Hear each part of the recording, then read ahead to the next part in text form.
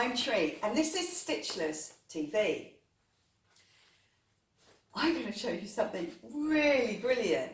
If you've already made lots of Japanese style origami, sometimes called bento bags, look at this one. This one's made of that kind of cork fabric, and it's lined with some Italian 70s style tablecloth. But it's also got something amazing, which has been in my head for quite a while, and I've just kind of figured out how to do it. So do you want to have a look? So it's one of those origami bags. We've got loads of tutorials on how to make them.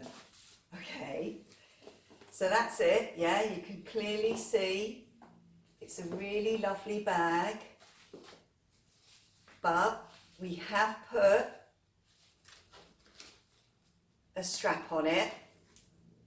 Now I show you how to do that in how to make a Japanese tote bag out of a sleeping bag.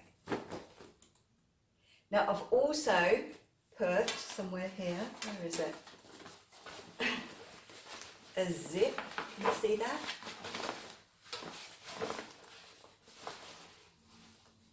Can you see that zip? So that's a functioning zip pocket. I've actually made it for my daughter, and it's made out of, so it's made out of this cork fabric, but when I undo these zips, look at that. So that's an open-ended zip, just opens at one end and opens at the other end. Now I know you know what's going to happen, but look at this. So look, don't you think that that is really, really good? I think it's brilliant. I know. Now I actually think you can make a much simpler version of this. If you just use a towel, you get the measurements right, you don't do any lining, and you just do zips so that they're kind of exposed. How brilliant would that be? So you carry all the stuff down to the beach in the tote bag, undo the zips, and it's like a towel that you're laying on the beach. Don't you think that's brilliant? I know I keep saying it, but I love it, and I think there's such possibilities, and I was so excited about it. I didn't even paint my nails, look at that. So do you want to see how it goes back together? So you know that when we make the tote bags, we kind of do this business. And as Tracy pointed out to me, to know how to do the next fold, you just got to make those two corners meet. Look, you just go like that. Isn't that great? What you have to figure out when you're doing this, so you do the right measurements for your strip, and towards the end, I'll give you a rough idea of what I did. And it's not perfect. What I mean is it's not a perfect flat bag, but it's pretty close because it does slightly do your head in. And then, based on those measurements, you have to figure out like where to put your zips. Yeah, it really did challenge my brain. Look at this, because this is quite good fun. Should we come down? So my zipper thing, the open-ended part, is down here. So I need to, should I come around there? It is handy to have like a little bit of a gap at the bottom, because otherwise it's really difficult to do up the zip. So have you got that in there? So you line up the zip at the bottom, and then you just do it up like that. Then you flop over to the other side. So look at that, can you see?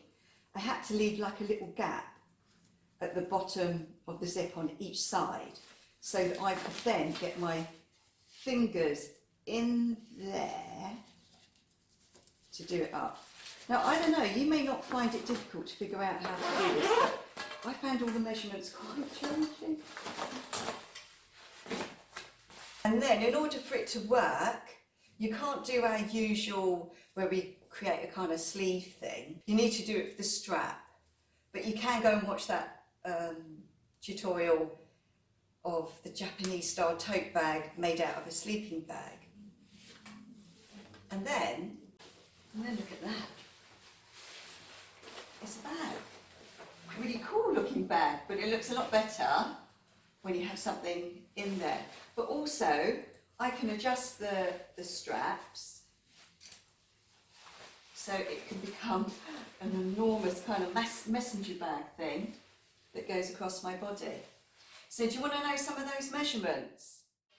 So this is important, I think, for you to know. So based on,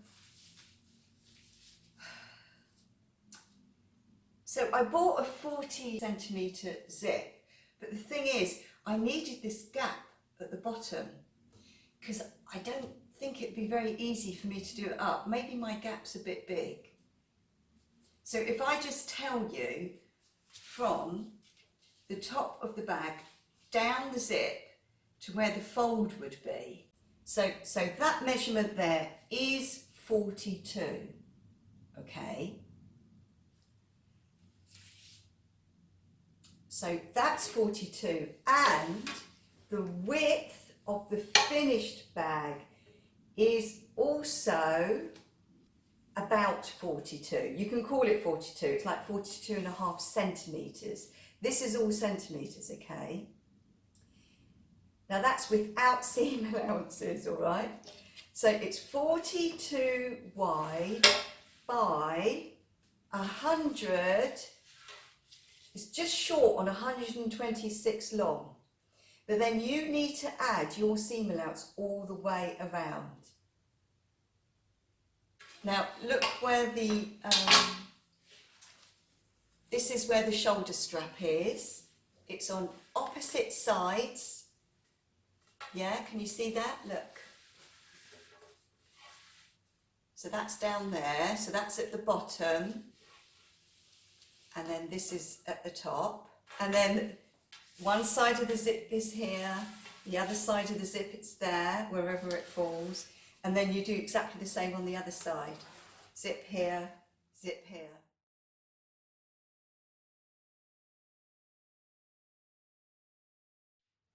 So is that a good idea? Well, I think it's a really good idea.